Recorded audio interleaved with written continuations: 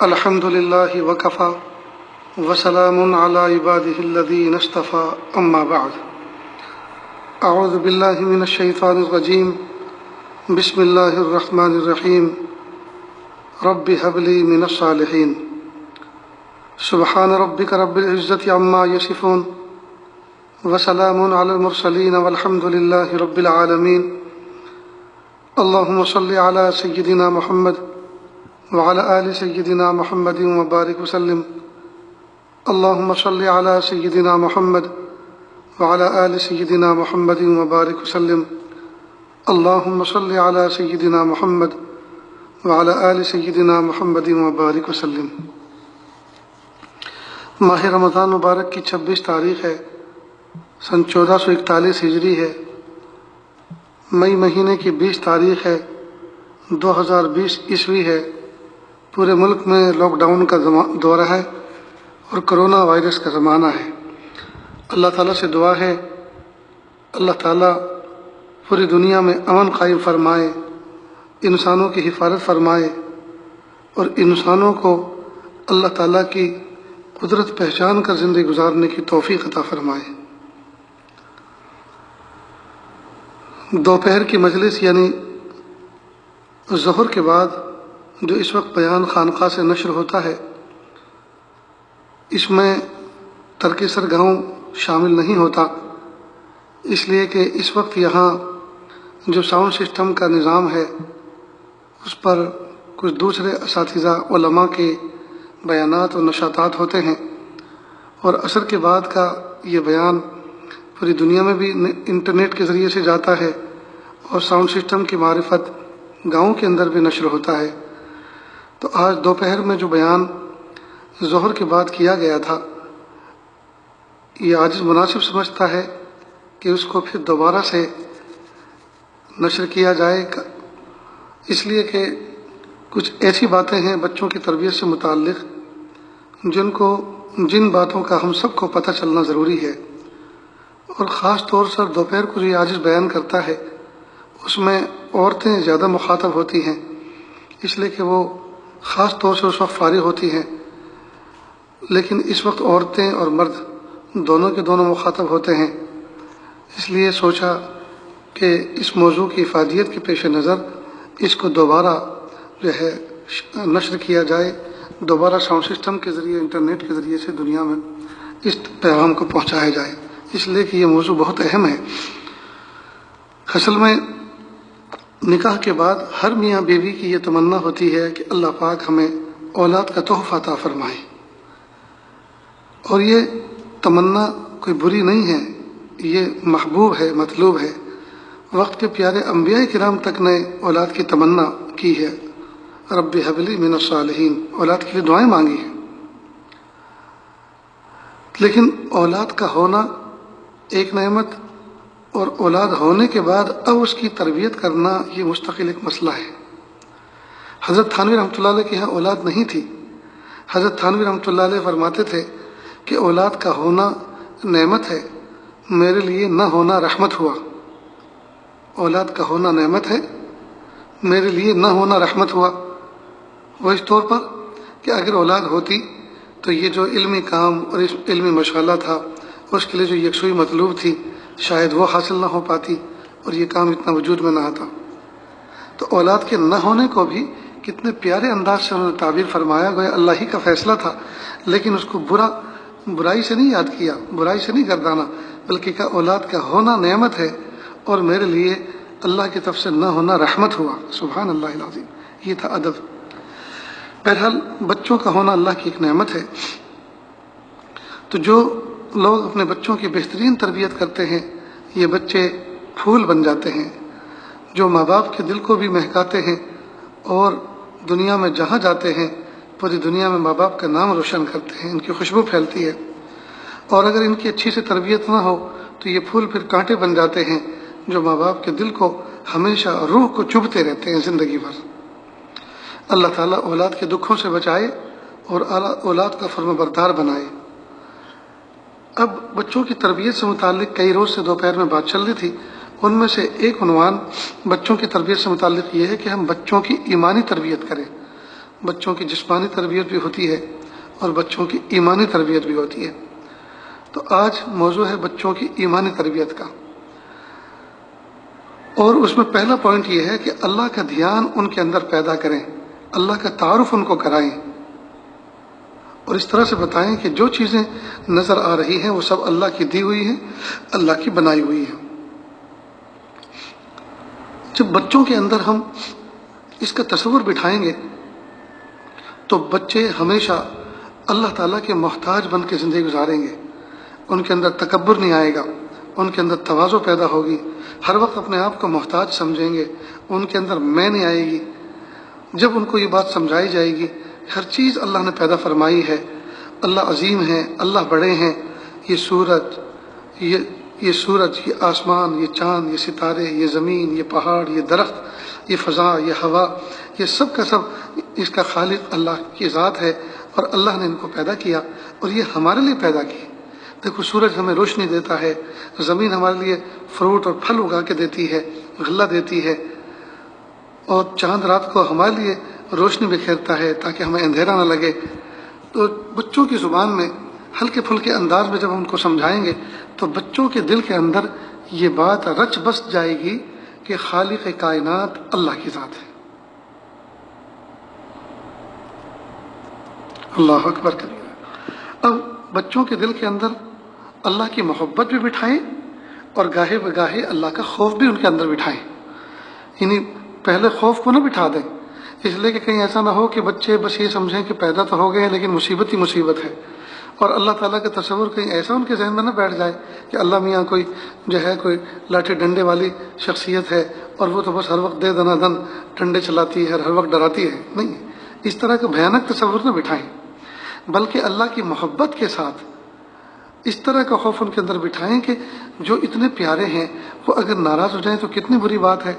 دیکھو مما کبھی ناراض ہو جائے، امی کبھی ناراض ہو جائے، ابو ناراض ہو جائیں، ابو پیار کرتے ہیں، بوسہ دیتے ہیں، گود میں اٹھاتے ہیں، امی کھانا پکاتی ہے، امی ناراض ہو جائے تو کون کھانا دے گا؟ ابو ناراض ہو جائیں گے تو کون گود میں اٹھائے گا؟ کون ٹافی لا کر دے گا؟ کون چاکلیٹ لا کر دے گا؟ تو جس طرح سے ماں باپ کی محبت کے ساتھ ان کی ناراضگی کا بچے کے دل میں احساس جو اجاگر ہوتا ہے، اسی طرح اللہ کی عظمت اور محبت کے ساتھ بچوں کے دل میں یہ تصور بٹھا دیا جائے اللہ ناراض ہو جائیں گے، پیارے رب ناراض ہو جائیں گے، تم کوئی غلطی کرو گے تو اللہ گناہ لکھ دیں گے، اللہ ناراض ہو جائیں گے۔ اس طرح کے تصوروں کے اندر بٹھائیں تو محبت سے نیکی کا جذبہ ان کے اندر بڑھے گا، نیک کام کرنے کی طرف رغبت ہوگی، اور اللہ تعالیٰ کا خوف جب ان کے اندر بٹھائیں گے تو اس سے برائیوں سے ہی بچیں گے، برے کاموں سے بچیں گے۔ اب سوال یہ پیدا ہوتا ہے کہ یہ ہم بچوں کے اندر کس طرح سے بٹھائیں یہ چیز؟ تو جس طرح سے ہم نے بجلی کے تار کا خوف بچوں کے دل میں بٹھا رکھا ہے اور پلک کے اندر انگلی نہ ڈالنی چاہیے اس کا خوف بٹھا رکھا ہے، اور گرم پریس اور آئرن کا خوف بٹھا رکھا ہے کہ دیکھو یہ جلا دے گی اور بجلی کے یہ تار پکڑ لیں گے اور مر جائیں گے، تو جس طرح سے ہم نے ان کا بھی تو خوف بٹھایا ان کے دلوں کے اندر، تو اگر ہم بجلی کا تار کا خوف بٹھا سکتے ہیں اور چلتی ہوئی آن پریس کا خوف اور آئرن کا خوف دل میں بٹھا سکتے ہیں، تو کیا اللہ تعالیٰ کی محبت اور اس کا خوف نہیں بٹھا سکتے؟ ضرور بٹھا سکتے ہیں۔ لیکن اصل بات یہ ہے کہ جن چیزوں سے ہم خود ڈرتے ہیں، جن چیزوں کی ہمیں ضرورت ہوتی ہے، تو وہ چیزوں تو ہم بچوں کا تعارف کراتے ہیں، لیکن اللہ تعالیٰ کا تعارف ہمارے اندر ہی خود نہ ہو تو پھر بچوں کو تعارف کیا کرائیں گے؟ اس لیے ضرورت ہے اس بات کی کہ ماں باپ خود اللہ سے محبت کرنے والے بنے، ماں باپ اللہ تعالیٰ سے خود ڈرنے والے بنے، ماں باپ جلوت و خلوت کی پارسائی اختیار کریں، ترنگی نہ ہو بلکہ یک رنگی ہو۔ ایسا نہ ہو کہ ماں خود فلمیں دیکھتی ہو، ماں خود ننگی تصویریں دیکھتی ہو، باپ خود فلمیں دیکھتا ہو اور بچہ پیچھے کھڑا ہو کر چپ چاپ دیکھ لیتا ہو کہ ابو یہ کیا کر رہے ہیں، باپ خود اسموکنگ کرتا ہو، گٹکا چباتا ہو اور ادھر ادھر تھوکتا پھرتا ہو، اور یہاں تک کہ بچے کو بھی گھن آتی ہو، ابو یہ تم کیا کر رہے ہو، باپ اپنے بچے کو بوسے کے لیے پکڑتا ہو اور بچہ نکل کے بھاگنے کی کوشش کرتا ہو کہ منہ میں بدبو آ رہی ہے، تو ظاہری بات ہے کہ جب ہم خود بے علم ہوں گے، بے عمل ہوں گے، تو ہم اپنے بچوں کی کیا تربیت کر پائیں گے؟ آنکھ خود گمست کیرا رہبری کند، جو خود راستے سے بھٹکا ہوا ہو وہ کس کی رہبری کر سکتا ہے؟ اس لیے ماں باپ کو چاہیے کہ وہ خود ابھی اللہ کی محبت، اللہ کی عظمت اپنے دل کے اندر پیوست کریں، جاگزی کریں، اللہ کا عشق اپنے دل کے اندر پیدا کریں اور بچوں کے اندر بھی اس کو ٹرانسفر کریں۔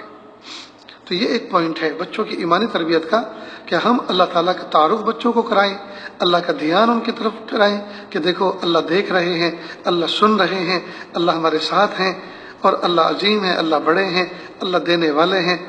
تو بچوں کو اللہ کا تعارف ان کے دل کے اندر رچ بس جانا چاہیے، اس طرح سے کریں۔ دوسرا پوائنٹ ہے نبی کریم صلی اللہ علیہ وسلم کی محبت دل میں بٹھائیں۔ یہ بہت عظیم بات ہے کہ ہم اللہ کی محبت بھی بچوں کے دل میں بٹھائیں اور پیارے نبی صلی اللہ علیہ وسلم کی محبت بھی دل میں بٹھائیں، اور ان دونوں ہستی کا تعارف اور اقرار اور اعتراف، یہی تو ایمان بنتا ہے، اسی پہ تو دنیا کی اور آخرت کی کامیابی کا مدار ہے، یہی تو ایمان ہے۔ کل بھی بتلایا تھا نا کہ ایمان نام ہے، تصدیق قلبی،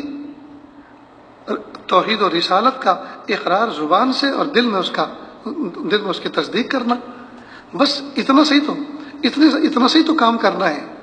اور یہ اتنا ہلکا پھلکا کام ہے کہ پھول اٹھانے میں جھکنا پڑتا ہے، پھول اٹھانے میں کوئی محنت کرنی پڑتی ہے، دل کے اندر یہ تسلیم کرنے میں کہ اللہ ایک ہے، اور پیارے محبوب صلی اللہ علیہ وسلم محمد رسول اللہ صلی اللہ علیہ وسلم اللہ کے پیغمبر، اللہ کے بھیجے ہوئے نبی ہیں، بس اس کا تصور دل میں جمانا اور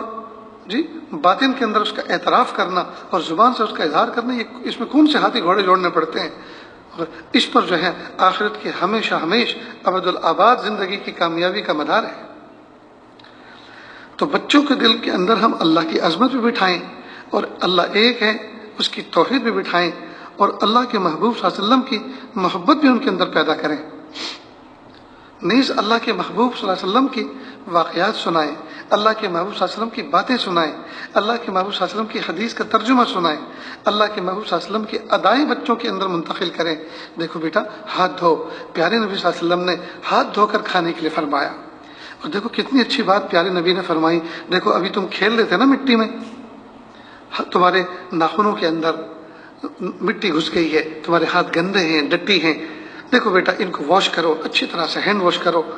اور خوب اچھی طرح صابن سے ان کے ہاتھ دھلائیں، پاک کریں، اور پھر ان کو بتائیں دیکھو پیارے نبی صلی اللہ علیہ وسلم نے کتنی پیاری بات فرمائی کہ اگر ہم گندے ہاتھ سے کھاتے تو ہم بیمار ہو جاتے۔ اللہ کے نبی صلی اللہ علیہ وسلم نے کتنی پیارا طریقہ بتایا کہ ہینڈ واش کرو، ہاتھ پہلے دھو، اس کے بعد کھانا کھاؤ۔ سبحان اللہ العظیم۔ اس طرح سے چھوٹے چھوٹے جملے بول کر پیارے نبی صلی اللہ علیہ وسلم کی محبت کا واسطہ دے کر محبوب کی عظمت اور محبتوں کے ساتھ اپنی زبان سے تلفظ کر کے بچوں کے دل میں محبت بیٹھ جائے گی۔ پھر دائیں ہاتھ سے کھلائیں، پھر چپل پہننے کے لیے دائیں پیر کے اندر ترغیب دیں کہ آقا صلی اللہ علیہ وسلم کی یہ سنت ہے، اللہ کے محبوب دائیں پیر میں پہنتے تھے۔ کپڑا پہنانا ہے تو دائیں آستین میں، دائیں پائچے میں پہلے ان کو پہنائیں، اور یہ یاد دلائیں کہ اللہ کے نبی صلی اللہ علیہ وسلم کا یہ طریقہ ہے۔ نکالیں تو بائیں سے پہلے نکالیں کہ اللہ کے نبی صلی اللہ علیہ وسلم کا یہ طریقہ ہے۔ بسم اللہ پڑھ کر کھائیں، محبوب صلی اللہ علیہ وسلم کا یہ طریقہ ہے۔ ٹوائلٹ میں جائیں تو بایاں پیر پہلے داخل کریں، اللہ کے نبی صلی اللہ علیہ وسلم کا یہ طریقہ ہے۔ نکلیں تو رائٹ پیر دایاں پیر پہلے نکالیں، محبوب کا یہ طریقہ ہے۔ غرض یہ کہ جب ہم قدم قدم پر اپنے بچوں کو حضور پاک صلی اللہ علیہ وسلم کی سنت طریقے سکھائیں گے تو یہ بچے جب بلوغ کو پہنچیں گے وہاں تک تو یہ شیدائی بن چکے ہوں گے، اور یہ کوئی بڑی بات نہیں ہے۔ جس طرح سے ہم نے نانا نانی کی محبت اور ماموں کی محبت بچوں کے دل میں بٹھائی ہے، یہاں تک کہ ماموں کو بچے کہہ کے پکارتے چندا ماما، چندا ماما کہہ کے پکارتے ہیں۔ تو جو ماموں کی اتنی عظمت بچے کے دل میں ہے، نانا نانی کے لیے بچے کے دل میں اتنی عظمت ہے کہ کھانا کھاتے ہوئے اگر کہہ دو کہ نانا نانی آ گئے تو بچہ کھانا چھوڑ کے اٹھ جائے، اور اگر استنجا خانے میں اس کو خبر مل جائے کہ نانا نانی آئے ہیں تو شاید ادھورا استنجا کر کے باہر نکل آئے۔ جب نانا نانی اور ماموں کی اتنی محبت بچے کے دل میں ہے تو پیارے محبوب صلی اللہ علیہ وسلم کی محبت اور عظمت بچے کے دل میں اگر بٹھائیں گے تو کیوں نہیں بیٹھے گی؟ دوستو کمی ہماری ہے، ہم نے نانا نانی کا تعارف کرایا، ہم نے گیم کا تعارف کرایا، ہم نے یوٹیوب کا تعارف کرایا، واٹس ایپ کا تعارف کرایا، اور گوگل پر اگر ٹائپ نہیں کرنا آتا ہو تو کوئی بول دے وائس میسج کے ذریعے سے اگر کوئی بول دیتا ہے تو پھر وہ چیز جس کو ہم تلاش کر رہے ہیں وہ آ جاتی ہے۔ کتنے معصوم بچے ایسے ہیں جن کو ABCD نہیں آتی، لیکن وہ گوگل کھولتے ہیں اور اس پر بولتے ہیں اور اپنی مطلوبہ چیز نکال لیتے ہیں۔ تو جب ان سب چیزوں کے تعارف ہم نے بچوں کو کرا دیے جن کی بالکل ضرورت نہیں تھی اس عمر میں، بچپن میں ان کی غیر ضروری چیزوں کا تعارف کرا دیا اور اپنی جان چھڑا لی اور بچوں کو جہنم کے راستے پہ لگا دیا۔ بچہ رو رہا ہے تو فون دے دیا کہ یہ اس جہنم میں لگا رہے، اس کو دیکھتا رہے اور ہمیں فارغ ہمارا دماغ نہ کھائے۔ ہائے ہائے، جب بچے پالنا مشکل تھا تو پھر مانگے کیوں تھے اللہ سے، ان کی دعائیں کیوں کی تھی؟ اور جب مل گئے ہیں تو اب جو مجاہدہ پڑ رہا ہے اس کو خوش دلی کے ساتھ برداشت کرو، انگیز کرو، اللہ اس پر بہترین تمہیں اجر عطا فرمائیں گے۔ تو 2 پوائنٹ ہوئے۔ اچھا، دوسرے پوائنٹ میں محبوب صلی اللہ علیہ وسلم جو بات فرمائی، محبوب صلی اللہ علیہ وسلم کی محبت جو عرض کیا گیا کہ بچوں کے دل میں بٹھائی جائے، صحابہ کرام نے خود بھی محبوب سے محبت کی اور اپنے بچوں کے دل میں بھی محبوب کی ایسی محبت ڈالی کہ چھوٹے چھوٹے بچے محبوب کے اشارے پہ جان دینے کے لیے تیار تھے۔ ایک جنگ میں تو 2 معصوم بچے، 2 چھوٹے بچے جنگ بدر میں معاوض دونوں پہنچے اور انہوں نے وہ کارنامہ انجام دیا جو وقت کے بڑے بڑے بہادر نہیں دے سکے۔ اللہ اکبر کبیرہ۔ میرے بھائی اور بہنوں، ہم اپنے بچوں کو محبوب صلی اللہ علیہ وسلم کی محبت کا عاشق بنائیں، شیدا بنائیں، یہی تو ہمارے پاس سرمایہ ہے، اور ہے بھی کیا۔ تیسرا پوائنٹ، تیسری جو بات ہے بچوں کی ایمانی تربیت میں، کہ بچوں کے دل میں قرآن پاک کی محبت پیدا کریں، عظمت پیدا کریں اور دل میں یاد کرنے کا شوق پیدا کریں۔ بچوں کے سامنے والدین جب قرآن پاک اٹھائیں، عظمت کے ساتھ اٹھائیں، اس کو بوسہ دیں، قرآن پاک کو سینے سے لگائیں، اس کو سر پہ رکھیں اور کہیں یہ میرے رب کا قانون ہے، یہ میرے رب کا دستور ہے، یہ میرے پیارے اللہ کا کلام ہے۔ اس بچے کو قرآن پاک کے ساتھ میں یہ برتاؤ جب ماں باپ کریں گے تو بچے کو دل میں یہ شوق پیدا ہوگا۔ کسی کتاب کو اٹھا کر امی ابا ایسا نہیں کرتے، یقیناً یہ کتاب بالکل ڈیفرنٹ کتاب ہے، یہ کوئی الگ چیز ہے، لہٰذا مجھے بھی اس کو عظمتوں کے ساتھ چھونا ہے اور پکڑنا ہے۔ جب وضو نہ ہو تو کپڑے کے ساتھ اسے پکڑیں اور بتا دیں بچوں کو کہ بیٹا اس لیے ہم نے اس کو کپڑے کے ساتھ پکڑا کہ ہم ناپاک ہیں نا بیٹا، ہمارا وضو نہیں ہے نا، ہم اس کو نہیں پکڑ سکتے، الاؤ نہیں ہے، اللہ کی طرف سے اجازت نہیں ہے۔ تو بچے کے دل میں عظمت بیٹھے گی کہ یہ چیز ایسی ہے جو دوسری کتابوں سے بالکل مختلف ہے۔ نیز قرآن پاک کو جزدان میں رکھیں، بہترین کور کر کے رکھیں، شاندار کور میں اس کو رکھیں، لپیٹیں، تاکہ بچے کو یہ پتہ چلے کہ واقعی یہ میرے رب کا کلام ہے اور یہ بالکل عظیم الشان ہے۔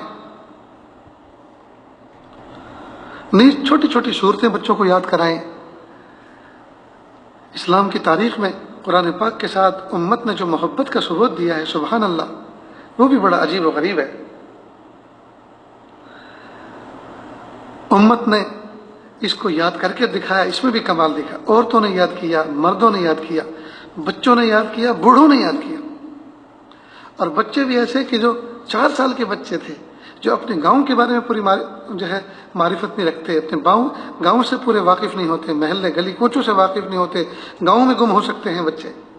جو گاؤں کے لوگوں سے واقف نہیں ہوتے، گاؤں کے محلوں کے ناموں سے واقف نہیں ہوتے، اس 4 سال کی عمر میں بچوں نے قرآن پاک یاد کر کے دکھایا۔ سبحان اللہ العظیم، کتنے پیارے تھے وہ بچے اور کتنے پیارے تھے وہ ماں باپ جنہوں نے اپنے بچوں کو قرآن پاک کی عظمت بچوں کے دلوں میں بٹھائی۔ نیز لکھنے والوں نے لکھ کے کمال دکھایا، اس کو کاغذ پہ لکھ کے دکھایا، اس کو چمڑے کے ٹکڑوں پہ لکھ کے دکھایا، اس کو لکڑی پہ کندہ کر کے دکھایا، اس کو میٹل کی شیٹوں پر لوہے، تانبے اور پیتل اور سونے اور چاندی کے ورق پر لکھ کر دکھایا، اور تو اور اس کو درخت کے پتوں پر لکھ کر دکھایا، اس کو کپڑے پر لکھ کر دکھایا۔ تو کاتبوں نے بھی قرآن پاک لکھنے میں کمال کیا، اور انہوں نے اپنی سعادت سمجھی کہ اپنے فن کا ہم مظاہرہ اس طرح سے کریں تاکہ یہ قرآن پاک کی کتاب اور اس کے ساتھ ہماری یہ محبت اللہ تعالیٰ کے یہاں ذریعہ نجات بن سکے۔ روس میں جس وقت کمیونزم تھا اور شباب پر تھا، اور وہاں دہریت تھی، خدا بیزاری تھی، اور مذہب کا کوئی تصور نہیں تھا، اللہ اور رسول کا کوئی تصور نہیں تھا، اور بلکہ کوئی اس کا تصور اگر جو ہے پیش کرتا اور اس کو فالو کرتا تو اس کو بڑی بڑی سزائیں دی جاتی تھیں۔ اگر کسی کے گھر میں عربی عبارت لکھا ہوا کوئی ورق کوئی اخبار تک نکل جاتا تو اس کو موت تک کی سزائیں دی جاتی۔ نفس قرآن پاک کی بھی نہیں، عربی کا کوئی بھی اگر کوئی ورق مل جاتا تو یہ سمجھتے وہ حکومت والے یہ سمجھتے یہ کسی مذہب کو فالو کرتے ہیں۔ اور نہ یہ صرف اسلام ہی کے ساتھ معاملہ نہیں تھا، بلکہ جتنے بھی مذاہب ہیں، آسمانی ہوں یا تخیلاتی ہوں، جتنے بھی ہیں، تمام کے تمام مذاہب کی وہ سرے سے نفی کرتے تھے اور کہتے اللہ کا کوئی وجود نہیں ہے، کوئی اللہ واللہ نہیں ہے، نعوذ باللہ، اس طرح سے کہتے تھے۔ اس زمانے کی بات ہے کہ اللہ والوں نے اور اسلام کی اور دین کی محبت کرنے والوں نے قرآن پاک کے ساتھ میں وہ محبت کا ثبوت پیش کیا کہ صبح قیامت تک دنیا اس کو یاد رکھے گی۔ جب مدارس پہ پابندی، مساجد پہ پابندی اور دین پہ پابندی، دینی تعلیم پر پابندی، دینی وضاقتہ پہ پابندی، سب چیزیں بالکل نیست و نابود ہونے لگیں، اللہ کی شان، علماء کرام کی داڑیاں موڑ دی گئیں، ان کے لباس تبدیل ہو گئے، تو علماء نے بھی سوچا کہ جب تک جان میں جان ہے، جب تک اللہ پاک نے جسم کے اندر روح کا رشتہ قائم کر کے رکھا ہوا ہے، یہ تو ہو نہیں سکتا کہ ہمارے ہاتھوں سے انہوں نے قرآن پاک چھین لیا، لے لیا، لیکن ہمارے دلوں سے، ہماری روح سے تو نہیں نکال سکتے۔ چنانچہ بڑے بڑے حفاظ نے اپنا بھیس بدلا، اپنا پیشہ بدلا، کوئی موچی بن گیا اور وہ گاؤں کے نکڑ پر، بستی کے کنارے پر بیٹھ کر وہ جوتے ریپیئر کیا کرتا تھا، جوتے سی کر دیا کرتا تھا، جوتوں پہ پالش کر کے دیا کرتا تھا۔ اور چھوٹے چھوٹے بچے وہ آتے تھے گھر سے اپنے ابا کے جوتے لے کر، اور وہ استاد دائیں بائیں دیکھتا اور جوتے پہ پالش بھی کرتا اور روزانہ ایک آیت اس کو یاد کرا دیتا۔ جب دوسرے دن آتا تو پہلی آیت سن لیتا اور دوسری آیت کا سبق دے دیتا۔ اللہ اکبر کبیرہ۔ بعض کسان بن گئے، ٹریکٹروں کے دھنی بن گئے، رات دن ٹریکٹر چلاتے تھے تاکہ دیکھنے والوں کو یہ لگے کہ بس یہ تو کھیتی باڑی کے، ایگریکلچر کے دھنی ہیں، اور وہ ساتھ میں کسی کو بٹھا کے رکھتے اور وہ حافظ قرآن ہوتا، چلانے والا ٹریکٹر کا عالم ہوتا، قاری ہوتا، اور وہ ان کو آیت یاد کراتا۔ کوئی ٹیلر بن گیا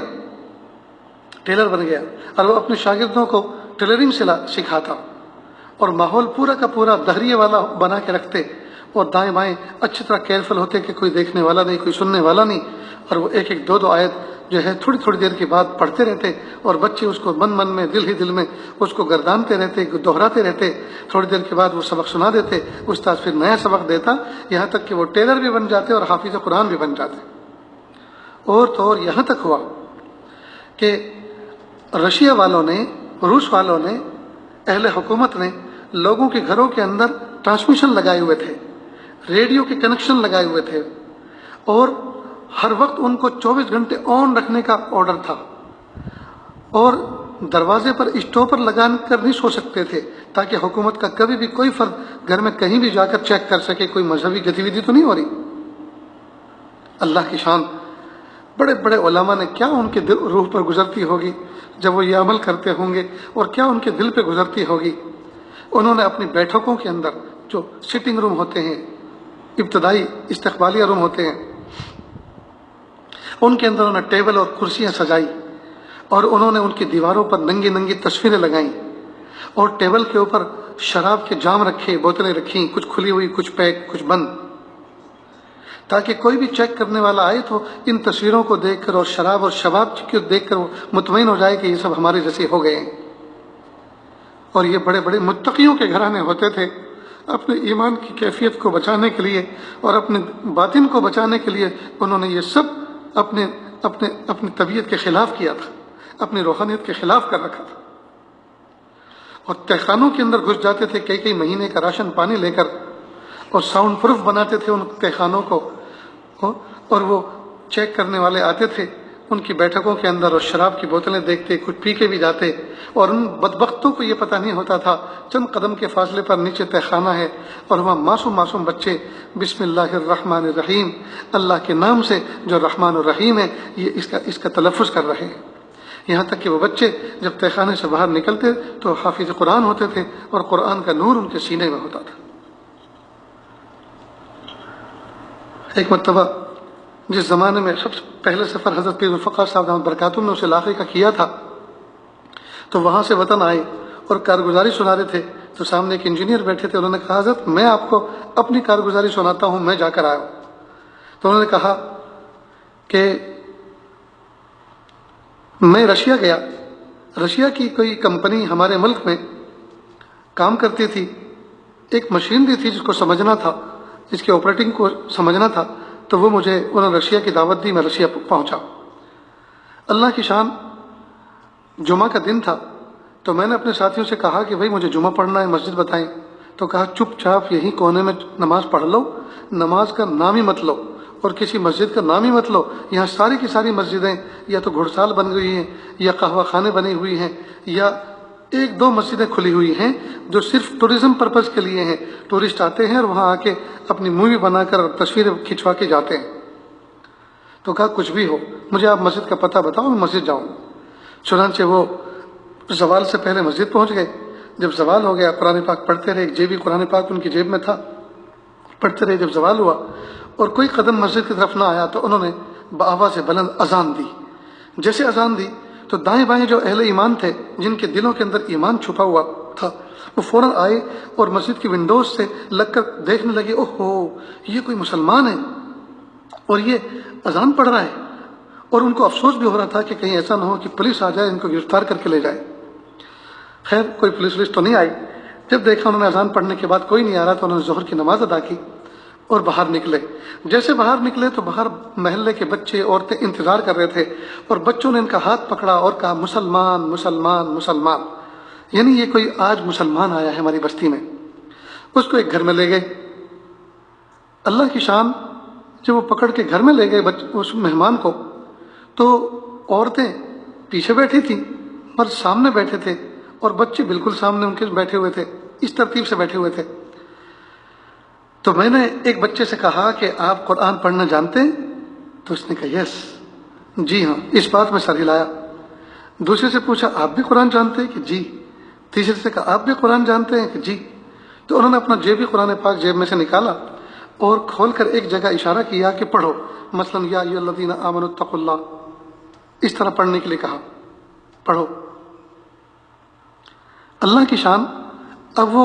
بچے اس کا منہ دیکھ رہے ہیں انجینئر کا، اور انجینئر کا منہ تک رہا ہے کہ یہ پڑھتے کیوں نہیں؟ پہلے تو کہا تھا کہ ہم قرآن پاک جانتے ہیں اور اب میں پڑھا رہا ہوں تو پڑھنا نہیں جانتے۔ تو اس مجلس میں ایک سمجھدار تھے، انہوں نے کہا کہ اصل میں یہ بچے سارے کے سارے حافظ ہیں، سارے کے سارے قرآن پڑھنا جانتے ہیں، لیکن یہ بچے حافظ اس طرح سے ہوئے ہیں جس طرح اندھے اور نابینا اپنے استاد سے حافظ ہوتے ہیں۔ انہوں نے زندگی میں آج پہلی مرتبہ قرآن پاک دیکھا ہے، لکھا ہوا مکتوب قرآن پاک ہی آج پہلی بار دیکھ رہے ہیں۔ ہمارے یہاں چھپا ہوا قرآن پاک نہیں ہے، ہمارے قرآن پاک تو جلا دیے گئے، پھاڑ دیے گئے، دفنا دیے گئے، ختم کر دیے گئے، ہمارے پاس مکتوب قرآن پاک نہیں۔ اس کے بعد انہوں نے اس قرآن پاک کو بوسہ دیا۔ تو قرآن پاک کو اپنے سینے سے لکھنے والے، لگانے والے تو ایسے ایسے گزرے۔ تو بہرحال ہم بچوں کی ایمانی تربیت میں اس پوائنٹ کا ذہن میں رکھیں کہ ہم بچوں کے دل میں قرآن پاک کی عظمت، قرآن پاک کی محبت، قرآن پاک کی تلاوت، اس کا حفظ کرنا، اس کو تجوید سے پڑھنا، اس کی جو ہے اس کی چسک بچوں کے دل میں پیدا کریں۔ چوتھا پوائنٹ،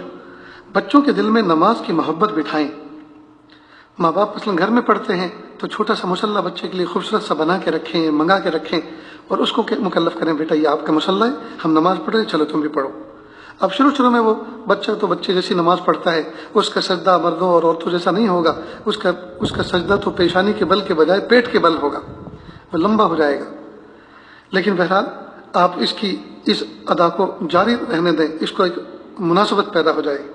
اس کے بعد جب بچہ اور بڑا ہونے لگے تو اس کو انگلی پکڑ کر مسجد میں لانا سکھائیں، اور مسجد میں لانے سے پہلے سکھائیں، دیکھو بیٹا یہ اللہ کا گھر ہے، یہ اللہ کا عظیم گھر ہے، اس لیے خاموشی کے ساتھ شرارت نہ کرنا، مستی طوفان نہ کرنا، ایک طرف بیٹھنا، شور نہ کرنا، چلانا نہیں، یہ سب ہدایت کر کے لائیں۔ اور مسجد والوں کو بھی چاہیے کہ اگر کوئی بچہ شاید کر بھی رہا ہے تو اس پر پل نہ پڑیں سلام پھیرنے کے بعد، غصہ نہ کریں، اس لیے کہ بچہ پھر بزدل ہو جائے گا، مسجد میں آنے کا کبھی تصور بھی نہیں کر پائے گا۔ تو بچوں کی ہمت افزائی ہونی چاہیے، بلکہ اگر کوئی بچہ شرارت کرے بھی، چھوٹا معصوم بچہ ہے، تو اس کی ہمت افزائی کریں، ماشاءاللہ بیٹا آپ مسجد آئیں، آپ اپنے دوسرے بھائیوں کو بھی لائیں، ابو کو بھی لے کر آئیں، مثلا یہ پڑوسی کو بھی لے کر آئیں یا دادا کو بھی لے کر آئیں مثلا، اور کچھ نہ کچھ ان کو کچھ پیسے دیں، چاکلیٹ دیں، تاکہ اس کی تربیت بھی ہو جائے اور اس کی ہمت افزائی بھی ہو جائے۔ بہرحال یہ چند باتیں تھیں جو آپ کے سامنے پیش کی گئیں۔ اولاد کی ایمانی تربیت سے متعلق ہمیں چاہیے ہم اپنے بچوں کو اس طرح سے پروان چڑھائیں اور بچوں کا ایمان بنائیں۔ اللہ تعالیٰ سے دعا ہے اللہ تعالیٰ کہنے سننے سے زیادہ عمل کی توفیق عطا فرمائیں۔ وآخر دعوانا ان الحمد للہ رب العالمین۔ میرے بھائیو بہنوں، آج 26واں روزہ ہے اور 27ویں شب ہے، اور یہ بہت اہم رات ہے، پورے عشرے کا گویا یوں سمجھیے کہ خلاصہ ہے، اور شب قدر کے زیادہ امکانات جو ملتے ہیں وہ اس شب میں ملتے ہیں۔ لہٰذا ہم جو ہے آج کی رات جاگ کر اللہ کی محبت میں گزاریں، کل پھر آرام کر لیں، آگے لاک ڈاؤن بھی ہے، کام بھی کچھ نہیں ہے تو دن میں آرام کر لیں، لیکن رات اللہ کی محبت میں عظمت میں جاگ کے گزاریں، تسبیحات پڑھیں، تلاوت کریں، ذکر و اذکار کریں، دعائیں کریں، اور منائیں اپنے روٹھے رب کو، اور اپنے گناہوں پر توبہ کریں، معافی مانگیں، اور آئندہ نئے عزم کے ساتھ، نئے جذم کے ساتھ، نئی ارادی کے ساتھ، نئے جوش و جذبے اور ولولے کے ساتھ زندگی گزارنے کا اللہ کے سامنے عہد کریں۔ انشاءاللہ اللہ تعالیٰ غفور الرحیم ہے اور اللہ تعالیٰ سمیع و علیم ہے، اللہ تعالیٰ ہماری دعاؤں کو قبول فرمائیں گے۔ بسم اللہ الرحمن الرحیم، الحمد للہ رب العالمین، الرحمن الرحیم، مالک یوم الدین، ایاک نعبد و ایاک نستعین، اہدنا الصراط المستقیم، صراط الذین انعمت علیہم غیر المغضوب علیہم ولا الضالین، آمین یا رب العالمین۔ حسبی اللہ لا الہ الا ہو علیہ توکلت ہو رب العرش العظیم۔ اللہ جی ہم ظاہر میں آپ کے بندے اور بندیاں ہیں، حقیقت میں نہایت گندے ہیں، اللہ ہمارے دلوں کی گندگی کو دور فرما، ہمیں اپنی بندگی کا سلیقہ عطا فرما، شرمندگی والے کاموں سے ہماری حفاظت فرما، برے دن سے، بری بات سے، بری رات سے، برے انجام سے ہماری حفاظت فرما، سوء خاتمہ سے ہماری حفاظت فرما۔ اللہ جی یہ ہاتھ اٹھائے جانے کے قابل نہیں اور یہ زبان کو سوال کرنے کے قابل نہیں، آپ سے نہ مانگے تو کس سے مانگیں، آپ سے سوال نہ کرے تو کس سے سوال کریں۔ اللہ جی راضی ہو جائیے، اللہ جی راضی ہو جائیے، اللہ ہمارے بچوں کو ہماری آنکھوں کی ٹھنڈک بنا دیجیے، یا اللہ ان کی ایمانی تربیت کرنے کی ہمیں توفیق عطا فرمائیے، یا اللہ بچوں کے ایمان کو اچھا کر دیجیے، یا اللہ بچوں کی تعلیم کو اچھا کر دیجیے، بچوں کے یقین کو اچھا کر دیجیے، بچوں کو حضور پاک صلی اللہ علیہ وسلم سے سچی محبت کرنے والا بنا دیجیے، قرآن پاک پڑھنے والا بنا دیجیے، نمازوں کا پابند بنا دیجیے۔ میرے پیارے اللہ ہمارے بچے بلوغ کے زمانے میں اس حال میں قدم رکھیں کہ ان کی کوئی نماز نہ چھوٹتی ہو، ان کی تہجد فوت نہ ہوتی ہو۔ میرے پیارے اللہ ہمارے بچوں کو ہماری آنکھوں کی ٹھنڈک بنا دیجیے، اولاد کے دکھوں سے بچا لیجیے، اولاد کے دکھوں سے بچا لیجیے۔ میرے پیارے اللہ عرب اور عجم میں آگ لگی ہوئی ہے، اللہ ترس کھا لیجیے۔ پوری دنیا میں جو وبا پھیلی ہوئی ہے، میرے پیارے اللہ یہ جند من جنود اللہ، یہ آپ کے لشکروں میں سے ایک لشکر ہے۔ میرے پیارے اللہ بندوں کو یہ سمجھ دے دیجیے، بندوں کو یہ فہم دے دیجیے، وہ آپ سے ڈر کر زندگی گزاریں، وہ آپ سے ڈر کر زندگی گزاریں، وہ آپ کی نافرمانی سے بچیں، وہ آپ کی ناراضگیوں سے بچیں، اور جن چیزوں سے آپ نے منع کیا ہے ان سے ہمیشہ کے لیے باز آ جائیں، اور جن چیزوں کے کرنے کا آپ نے حکم دیا ہے اس کے کرنے کے عاشق بن جائیں۔ میرے پیارے اللہ بندوں کو یہ احساس ان کے دلوں میں اجاگر کر دیجیے کہ اللہ بڑے آپ ہیں، نام آپ کا بڑا، کام آپ کا بڑا، ذات آپ کی بڑی، کہ اللہ مخلوق پر خوب اچھی طرح سے اس کو واضح کر دیجئے۔ میرے پیارے اللہ اس وبا کو دور فرما دیجئے، پیارے اللہ مسجدوں کو کھول دیجئے، کہ اللہ حرمین و شریفین کو عام زیارت کے لیے کھول دیجئے۔ میرے پیارے اللہ پھر سے بہار عطا فرما دیجئے۔ یا اللہ ہم نے کشمیر کے سفر کیے، کشمیر میں خزاں کا موسم آتا ہے، بڑے بڑے دیو حقل، بڑے بڑے درخت بالکل ننگے ہو جاتے ہیں، سارے پتے ان کے جھڑ جاتے ہیں، ایسے لگتے ہیں کہ یہ سوکھے ہوئے تنے ہیں، یہ مردار تنے ہیں جو گرنے کا انتظار کر رہے ہیں، لیکن پیارے اللہ وہ صبر کے ساتھ ڈٹے رہتے ہیں، جمے رہتے ہیں، اور خزاں کی فضا جو ہے وہ جھیلتے رہتے ہیں، یہاں تک کہ اس صبر پر پیارے اللہ آپ انعام دیتے ہیں۔ پھر کچھ مہینوں کے بعد آپ ان کو برگ و بار دیتے ہیں، پھل اور پھول دیتے ہیں، اور پھر سے وہ گرین لباس پہن کر، ہرا سبز لباس پہن کر پھر سے وہ جو ہے جلوہ افروز ہوتے ہیں۔ میرے پیارے اللہ، میرے پیارے رب، جب آپ بے جان درختوں کے اوپر اللہ ایسا کرم فرما دیتے ہیں، اور سال میں ہر سال یہ خزاں ان پر آتی ہے اور پھر بہار ان کو عطا فرماتے ہیں، میرے پیارے رب ہمارے دلوں پر تو بہت زمانے سے خزاں آ رہی ہے، ہمارے دل تو کب سے ویران ہو چکے کہ اللہ لگتا یہ ہے کہ کبھی بہار آئی نہیں ہے۔ میرے پیارے رب، میرے پیارے رب، میرے پیارے رب، میرے سونے رب، جب آپ نے درختوں کو بہار سے نوازا، اللہ ہمارے دلوں کو بھی بہار سے نواز دیجیے، اللہ ہمارے دلوں کو بھی بہار سے نواز دیجیے، اللہ ہمارے دلوں کو بھی بہار سے نواز دیجیے، یا اللہ ایمان کی خوشبو عطا فرما۔